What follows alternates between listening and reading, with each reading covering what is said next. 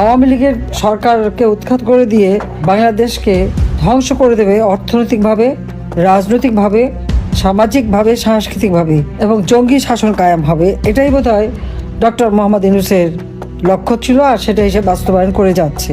সারা বিশ্বে বলতে গেলে একটা মিথ্যা মুখোশ এঁটে ভালো মানুষ সেজে, ভালো মানুষই কথা বলে, মিঠি মিঠি কথা দিয়ে মানুষকে ভুলিয়ে, মিথ্যা তথ্য দিয়ে নিজের একটা ইমেজ গড়ে তুলেছিল। কিন্তু আজকে তা তাসের ঘরের মতো ধসে পড়েছে, কারণ এই মিথ্যা দিয়ে তৈরি করা ইমেজ বেশি টেকে না। এটাই আজ প্রমাণিত সত্য। ক্ষমতা যাওয়ার ইচ্ছে তার অনেক আগে থেকে, সেজন্য অনেক কসরত করেছিল, কিন্তু বারবার ব্যর্থ হয়ে অবশেষে এবার তার ষড়যন্ত্র চক্রান্ত সে সফল হয়ে ক্ষমতা দখল করতে পেরেছে। সেটাও ক্ষমতা দখল, জনগণের ভোটে নির্বাচিত হয়ে কোনোদিন কিন্তু ক্ষমতায় আসতে পারেনি, জীবনে পারবেও না। এটা হলো তার চরিত্র। আজকে সবচেয়ে দুঃখ লাগে যে আওয়ামী লীগের কোনো নেতাকর্মী আজ ঘরে থাকতে পারছে না।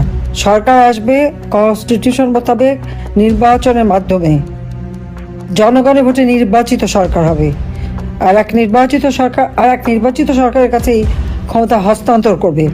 এখানে হস্তান্তর করার সুযোগ দেয়নি।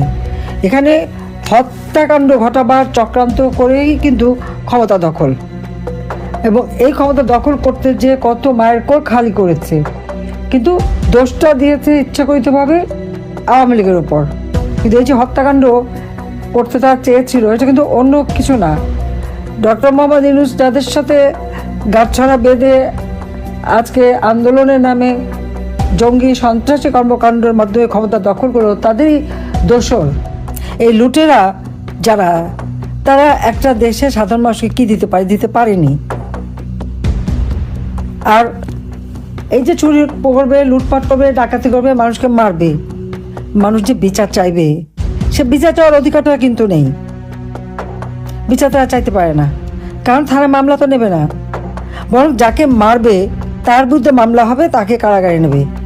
আর যারা মেরেছে, হত্যা করেছে, আগুন দিয়ে মেট্রো রেল থেকে শুরু করে সমস্ত প্রতিষ্ঠানগুলি আগুন দিয়ে পুড়িয়ে মানুষ মেরেছে, পুলিশ মেরেছে, থানা লুট করেছে, থানায় আগুন দিয়ে পুলিশকে মেরেছে, পিটিয়ে মেরেছে, পা বেঁধে ঝুলিয়ে মেরেছে। এই হত্যাকারী লুটেরা, এরা হলো জুলাই হিরো সাহেব। তাদেরকে হিরো হিসেবে একেবারে গলায় মালা দিয়ে বরণ করেছেন।